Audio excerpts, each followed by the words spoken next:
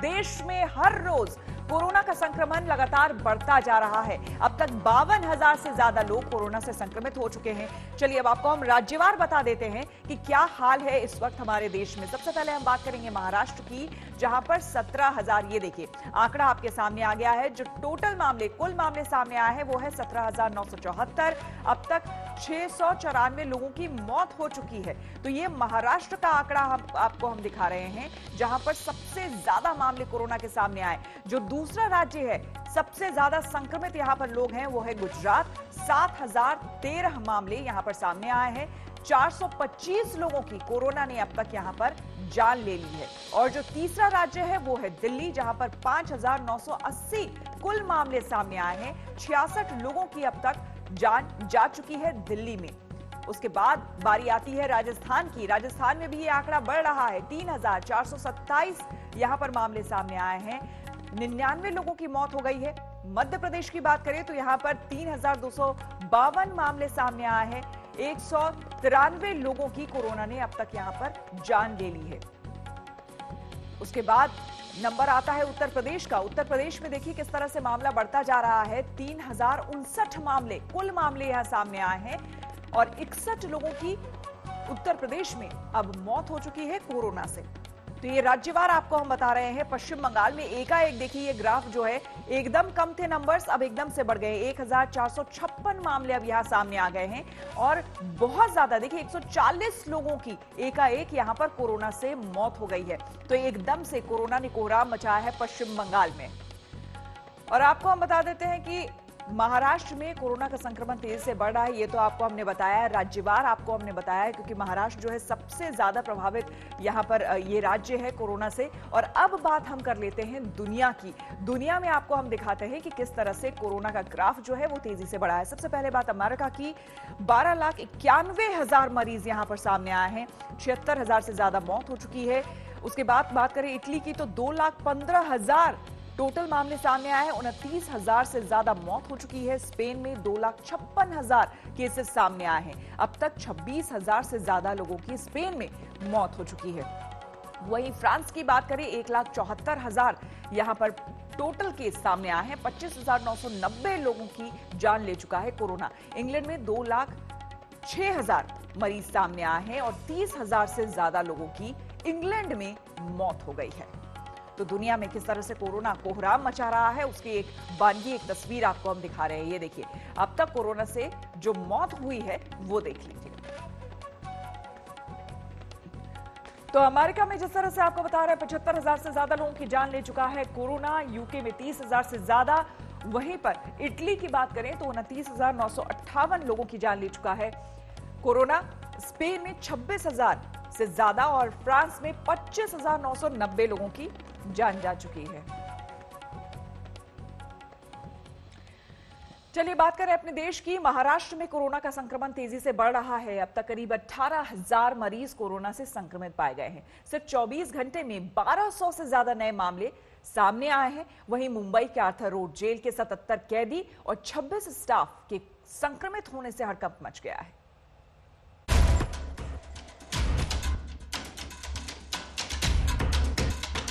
वैसे तो मुंबई के आर्थर रोड जेल में किसी की भी एंट्री मुमकिन नहीं, लेकिन यहां भी कोरोना वायरस ने दबे पांव घुसपैठ कर ली है।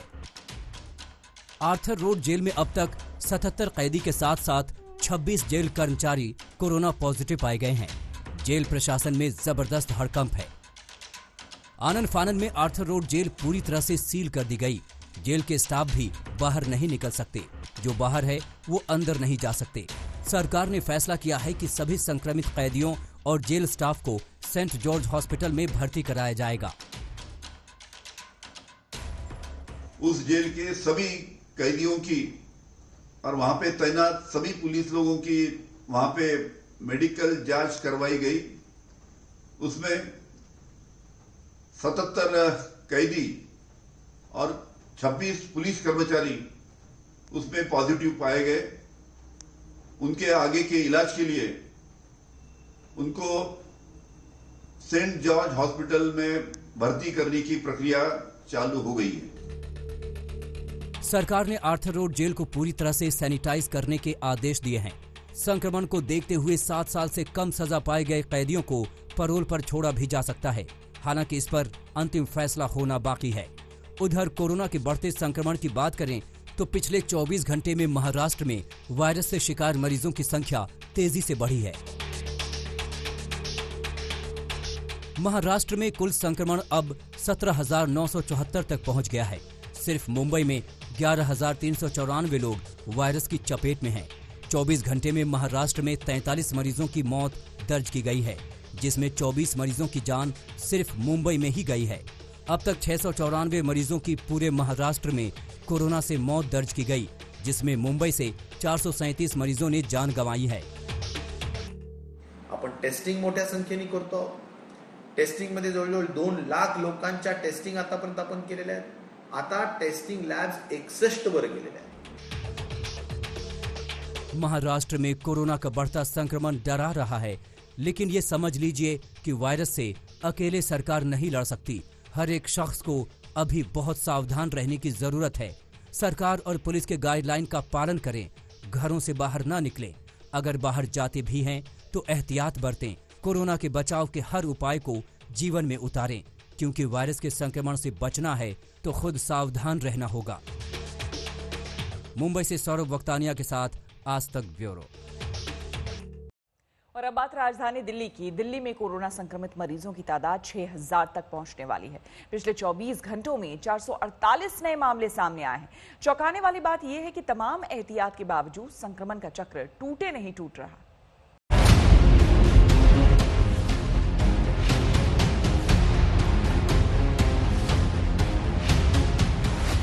कोरोना का काल चक्र राजधानी दिल्ली को बुरी तरह जकड़े हुए है।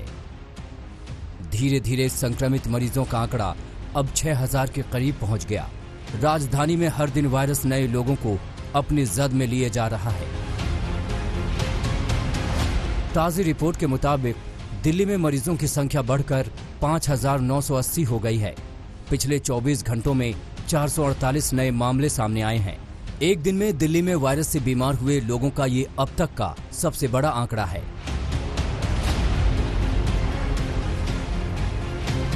हैरानी होगी कि दिल्ली में सिर्फ 6 दिन के अंदर 2,000 लोग कोरोना से संक्रमित हुए हैं।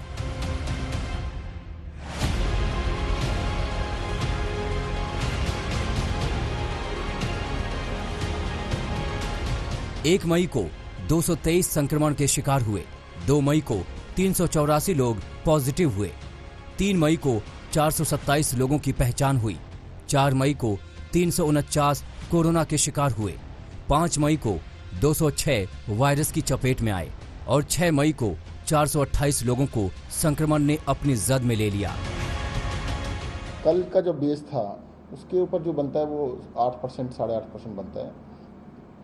कुछ दिन पहले हमारा 20% का ग्रोथ, उसके बाद फिर कम हुआ, 15 हुआ, 12 हुआ, अब 8%, 7% इसके आसपास चल रहा है। तो इसको ये कहना कि एब्सोल्यूट नंबर में अगर जाएंगे तो आज की डेट में जो नंबर है वो पहले के मुकाबले में ज़्यादा दिखेंगे। दिल्ली में 24 से 30 अप्रैल के बीच कोरोना के केस 11.2 दिन में डबल हो रहे थे, जो 1 से 7 मई के बीच 9.2 दिन में डबल हो रहे हैं। कोरोना की इस दहशत के बीच मुख्यमंत्री केजरीवाल मानते हैं कि दिल्ली वालों को अब कोरोना से लड़ना सीखना ही होगा। हमें अपनी तैयारी इस तरह से करनी चाहिए कि कोविड के साथ अब जीना सीखना पड़ेगा अपने को। कोरोना जाने वाला नहीं है, कोरोना रहने वाला है, कोरोना फैलेगा। आज जितने ग्रीन डिस्ट्रिक्ट्स दिखाई दे रहे हैं ना आपको, ये ग्रीन डिस्ट्रिक्ट्स भी धीरे धीरे रेड हो जाएंगे। वो कहते हैं एक डिस्ट्रिक्ट में अगर 10 केस आ जाएं, 15 केस आ जाएं तो उसको रेड कर देते हैं, तो ये भी रेड होंगे। कोरोना के साथ जीना सीखना पड़ेगा। महाराष्ट्र और गुजरात के बाद दिल्ली में ही कोरोना का संक्रमण अब विकराल होता जा रहा है। ऐसे में दिल्ली के लिए वायरस से निपटना किसी बड़ी चुनौती से कम नहीं है, क्योंकि लोग अब भी जिम्मेदारी से पेश नहीं आ रहे। शराब की दुकानों के बाहर उमड़ी भीड़ और सोशल डिस्टेंसिंग का परवाह न करना इसका सबसे ताजा उदाहरण है। सवाल खुद से कीजिए, क्या इस तरह से दिल्ली में कोरोना संक्रमण रुकेगा? चिराग गोठी के साथ पंकज जैन, दिल्ली आज तक। और अब जो खबर कोरोना से जुड़ी हम आपको दिखाने वाले हैं वो और भी ज्यादा परेशान करने वाली है। हम ऐसा इसलिए कह रहे हैं क्योंकि दिल्ली एम्स के निदेशक रणदीप गुलेरिया ने आशंका जताई है कि जून के महीने में कोरोना का संक्रमण अपने चरम पर हो सकता है। तो क्या अभी कोरोना और कोहराम मचाने वाला है?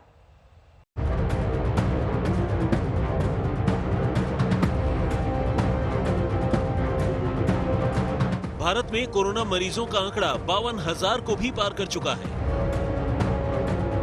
न नए मामले थम रहे हैं और न ही मौत का ग्राफ गिर रहा है।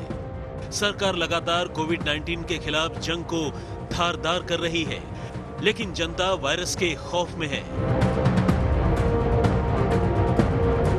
दहशत की बात इसलिए भी है क्योंकि भारत के सबसे बड़े अस्पताल दिल्ली के एम्स के डायरेक्टर रणदीप गुलेरिया ने एक नई थ्योरी को देश के सामने पेश करके टेंशन और बढ़ा दी है। देखो, ये समझना जरूरी है कि कोरोना के केसेस तो काफी देर तक आएंगे। ये ऐसा नहीं है कि एकदम बीमारी खत्म हो जाएगी। We will have to live with corona. Cases आस्ता आस्ता जो बढ़ रहे हैं उसके लिए जो प्रेडिक्शन है वो यही है कि समवेयर अराउंड जून एकदम केसेस काफी ज्यादा हो जाएंगे और उसकी हमें तैयारी करनी चाहिए। कितना लंबा चलने वाला है कोरोना का पीरियड? ये तो प्रेडिक्शन कहना बड़ा मुश्किल है। ये तो आगे ही जैसे जैसे केसेस का हमें आइडिया होगा और कैसे कैसे कम हो गए तो हम कह पाएंगे। रणदीप गुलेरिया देश के सबसे प्रतिष्ठित मेडिकल संस्थान एम्स के सर्वोच्च पद पर आसीन है, लिहाजा उनके आकलन को और उनकी बातों को गंभीरता से लेना ही होगा। पिछले कुछ दिनों में भारत में कोरोना मरीजों का औसत आंकड़ा 2,500 प्रतिदिन से ज्यादा का है। तो सोचिए जून में ये कितना ऊपर जा सकता है। हालांकि एम्स के डायरेक्टर आशा और उम्मीद की रोशनी भी दिखा रहे हैं, जिसे सुनना आपके लिए जरूरी है। सारा ग्लोबल डेटा देखें तो एक दफा जब पीक होता है तो उसके बाद आस्ता आस्ता प्लेटू होके केसेस कम होने लगते हैं। न्यूयॉर्क में भी अब कम हो गए हैं, इटली स्पेन में भी कम होने लगे। तो हमारा भी आस्ता आस्ता जो है केसेस जो है उसके बाद अगले कुछ हफ्तों में कम होने चाहिए। तो इससे लॉकडाउन का बहुत ज़्यादा फायदा नहीं मिल रहा है, क्योंकि जितना लॉकडाउन किया गया। नहीं, लॉकडाउन का बहुत फायदा मिला है। एक तो अगर आप देखो और देश के हिसाब से हमारे यहाँ इतने ज़्यादा केसेस नहीं हुए। इतने दिन हमें मिले हैं, ऑलमोस्ट 6 हफ्ते मिल गए, जिससे हॉस्पिटल कोविड फैसिलिटीज बन गई हैं, लोगों की ट्रेनिंग हो गई है, वेंटिलेटर्स आ गए हैं। कोरोना पर असमंजस के हालात इसलिए पैदा हो रहे हैं क्योंकि अप्रैल के आखिरी सप्ताह में नीति आयोग के सदस्य और कोरोना के खिलाफ गठित टास्क फोर्स के एक चीफ डॉक्टर वीके पॉल ने आकलन किया था कि 16 मई के बाद कोरोना केस की लकीर नीचे गिरकर 0 की ओर बढ़ जाएगी, लेकिन ऐसा होता दिख नहीं रहा। रणदीप गुलेरिया ने कहा कि देश में कोरोना की जांच में इजाफा हुआ, जिससे नए मामले तेजी से सामने आ रहे हैं। लेकिन मौजूदा हालात और नए आकलन के बाद अब ये मानकर चलना होगा कि हिंदुस्तान और कोरोना में महाजंग का महीना जून में आने वाला है। लॉकडाउन के बावजूद भी कोरोना के केस लगातार बढ़ते जा रहे हैं। एम्स के डायरेक्टर रणदीप गुलेरिया का तो मानना है कि अभी पीक आना बाकी है, यानी पीक होगा जून और जुलाई में। एम्स के डायरेक्टर की माने तो खतरा अभी टला नहीं है। अशोक सिंघल, दिल्ली, आज तक। क्या अब कोरोना को दुनिया से भागना होगा? क्या अब इबोला से इंसानों को आजादी देने वाली दवा कोरोना का इलाज भी करेगी? अमेरिका के बाद जापान ने भी एक दवा को मंजूरी दी है, जिसने कोरोना की मार झेल रही दुनिया को उम्मीद की बड़ी किरण दिखाई दी है।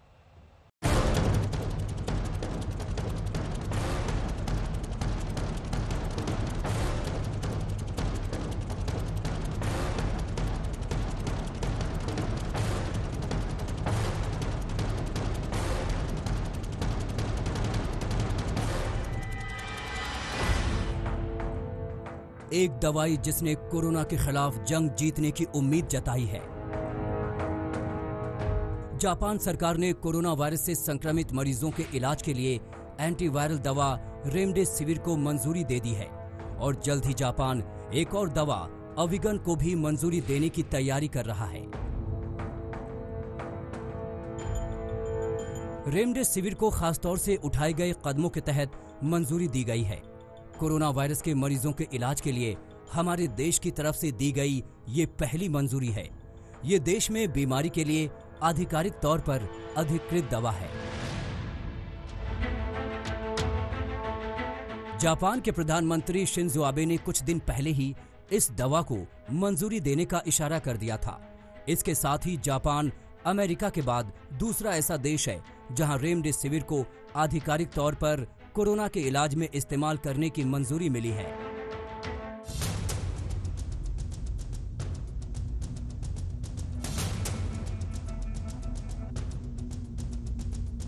इस रेस में अमेरिका की बायोफार्मा कंपनी जिलीड साइंसेज भी है और इस कंपनी ने रेमडेसिविर दवा को लेकर कई ट्रायल किए हैं, जिनके नतीजों में उम्मीद नजर आती है। मार्च से इस दवा के ट्रायल चल रहे थे, जब बड़े पैमाने पर किए गए क्लिनिकल ट्रायल में सामने आया कि इस दवा से कुछ मरीजों के ठीक होने का समय 1/3 तक घट गया। इस ट्रायल के तीसरे फेज में कई अच्छे नतीजे आए हैं। तीसरे फेज को दवा को मान्यता मिलने की आखिरी कड़ी माना जाता है और कोरोना की तबाही झेल रहे अमेरिका के राष्ट्रपति को भी इस दवा से बड़ी उम्मीदें हैं। और इस वक्त की बड़ी खबर आपको बता दें, महाराष्ट्र के औरंगाबाद से बड़ी खबर आ रही है। यहाँ पर एक बड़ा हादसा हो गया है और यहाँ पर आपको बता दें कि मालगाड़ी की चपेट में मजदूर आ गए हैं। 6:30 बजे की ये घटना है। बताया जा रहा है कि महाराष्ट्र के औरंगाबाद जालना रेलवे ट्रैक पर यह बड़ा हादसा हुआ है, जहां पर रेलवे ट्रैक पर यह हादसा हुआ है। 14 मजदूरों को मालगाड़ी ने कुचल दिया है। जी हां, ये बड़ी खबर आ रही है। 14 मजदूरों को मालगाड़ी ने कुचल दिया है। 6:30 बजे की ये घटना है, ये हादसा है जहां पर आपको बता दें 14 मजदूरों को मालगाड़ी ने कुचल दिया है। महाराष्ट्र के औरंगाबाद की ये घटना है। अब ये मजदूर कहीं जा रहे थे या फिर ट्रैक चेंज कर रहे थे, इस बारे में अभी फौरी तौर पर जानकारी सूचना नहीं मिल पाई है। लेकिन आपको बता दें, हमारे संवाददाता मुस्तफा जुड़ गए हैं ज्यादा जानकारी के साथ। मुस्तफा, पूरी खबर बताएं, क्या हुआ था? बिल्कुल, ये जैसे आपने बताया सुबह 6:30 बजे की ही घटना है। करमाड रेलवे स्टेशन के पास ये घटना हुई है। अब इसमें आगे की जानकारी आना बाकी है। 14 से 15 मजदूर हैं। जैसे कि आपने बताया कि ये अटकलें लगाई जा रही है कि ये वो मजदूर हैं जो अपने घरों की तरफ जा रहे थे, छत्तीसगढ़ की तरफ जा रहे थे और यहाँ पर रात गुजारने के लिए रुके थे। अब वो लोग रेलवे ट्रैक पर ही सो रहे थे या किस तरह से वो इस गुड्स ट्रेन के चपेट में आ गए, ये अभी जानकारी मिलना बाकी है। लेकिन जो आंकड़े सामने आ रहे हैं, 14 से 15 मजदूर के मरने की खबर सामने आ रही है, ये आप महाराष्ट्र के लिए एक बहुत दुखद घटना समझ सकते हैं कि ये औरंगाबाद के पास की घटना है और यही अंदाजा लगाया जा रहा है कि ये मजदूर अपने घरों की तरफ जा रहे थे और यहाँ पर थे, तब ये मालगाड़ी ने उनको कुचल दिया है। लेकिन यहाँ पर मुस्तफा ये समझ नहीं पा रहे हैं कि ये आखिर किस तरह से ये घटना घटी होगी, क्योंकि अब ये जो 14 मजदूर हैं, ये सभी अगर ये कहीं जा भी रहे थे, अपने घर भी जा रहे थे, प्रवासी मजदूर भी थे, तो अगर इनको सोना था तो ये प्लेटफॉर्म पे भी सो सकते थे। कहीं ऐसा तो नहीं कि ये रेलवे लाइन क्रॉस कर रहे हो, ये जा रहे हो सुबह सुबह के वक्त और उसी बीच अचानक से ये मालगाड़ी आ गई और उसने कुचल दिया? बिल्कुल ऐसा भी पॉसिबल है, क्योंकि थोड़ी ही देर पहले की ये घटना है, इसलिए अभी तक रेलवे के तरफ से इस पर जो ऑफिशियल पुष्टि है या ऑफिशियल स्टेटमेंट है वो आना बाकी है। आपने जैसे कहा कि ये यकीन करना कि मुश्किल है कि किस तरह से इतने लोग अगर वो कहीं जा रहे थे तो रेलवे ट्रैक पे कैसे चल रहे थे या क्रॉस कैसे चल रहे थे। बहुत बड़ा आप कह सकते हैं ये हादसा है और खासकर माइग्रेंट वर्कर्स जो अपने घरों की तरफ जा रहे थे उनके लिए एक आप कह सकती हैं कि बहुत बड़ी दुखद खबर है। केंद्र सरकार ने विदेशों में फंसे भारतीयों को वापस लाना शुरू कर दिया है। एयर इंडिया के 2 विमान से 363 भारतीयों को वापस लाया गया। एयरपोर्ट पर उतरते ही उनकी मेडिकल जांच हुई और फिर केरल सरकार ने उन्हें 14 दिनों तक क्वारंटीन में भेज दिया।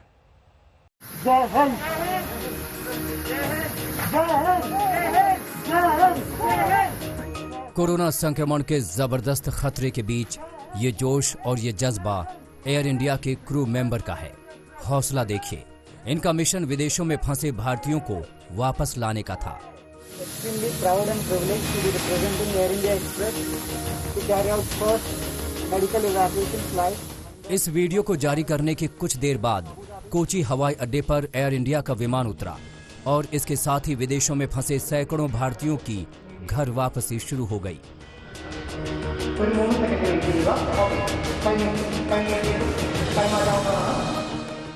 अपने वतन लौटकर लोग खुश थे।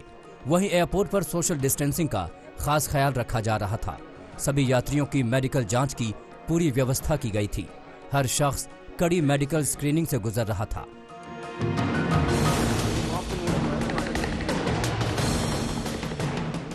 एयर इंडिया एक्सप्रेस की पहली फ्लाइट कोची में उतरी, जिसमें 181 यात्री सवार थे। वहीं दुबई से 182 यात्रियों का जत्था कोझिकोड पहुंचा। एयर इंडिया की 2 उड़ान के जरिए 363 यात्री वापस देश लाए गए। सभी यात्रियों को शुरुआती जांच के बाद केरल सरकार ने 14 दिन के लिए क्वारंटीन में भेज दिया है। एयरपोर्ट से वो बसों के जरिए क्वारंटीन सेंटर में लाए गए। यहां अगले 2 हफ्ते तक रहने के बाद लोगों को एक बार फिर मेडिकल जांच से गुजरना होगा। रिपोर्ट नेगेटिव आने के बाद ही वो घर जा सकते हैं। केरल सरकार ने कोरोना के संक्रमण को रोकने के लिए एहतियात के तौर पर यह कदम उठाया है।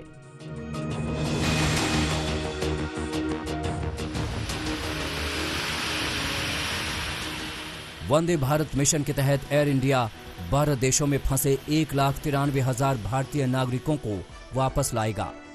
वहीं अमेरिका से भारतीयों के आने का सिलसिला 9 मई से शुरू होगा।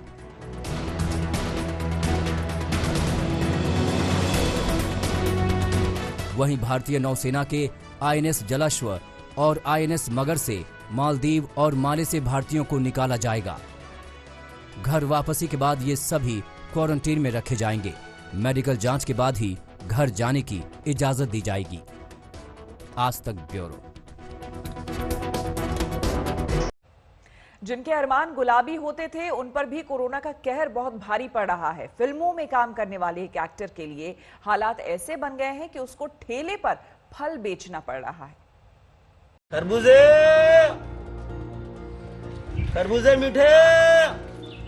अरे भाई साहब कितने का दिया खरबूजा? 40 है, 30 लग जाएगा जी। आप 30 लग जाएगा पहले। अरे आपको कोई देखा हुआ है? चेहरा आपका जाना पहचाना सा लग रहा है। ना लाइट, ना कैमरा, ना एक्शन। कोरोना काल में जब फिल्में बंद तो क्या करेंगे छोटे मोटे एक्टर। ऐसे ही एक एक्टर हैं सोलंकी दिवाकर, जो कोरोना से लॉकडाउन के दौरान पेट पालने के लिए ठेले पर फल बेच रहे हैं। मुश्किल है, अभी तो बहुत मुश्किल है, तब भी हिम्मत नहीं हारनी है, काम तो करना ही है। चाहे जैसे तैसे करके। सभी के साथ दिक्कत है, खैर मेरे साथ दिक्कत नहीं है, दिक्कत सबके साथ है। मैं देखता हूँ सभी लोग परेशान है, मगर सब हंस के भी टाइम गुजार रहे हैं। ये वक्त भी कट जाएगा। सोलंकी दिवाकर ने ड्रीम गर्ल से लेकर सोन चिरैया तक फिल्मों में कई छोटे मोटे रोल किए हैं। अभी हालात खराब हैं, लेकिन इन्हें उम्मीद है फिर से अच्छे दिन आएंगे। दिल्ली में मौसमी सिंह के साथ आज तक ब्यूरो। इसी के साथ इस बुलेटिन में फिलहाल इतना ही। देश दुनिया की तमाम खबरों के लिए देखते रहिए आज तक।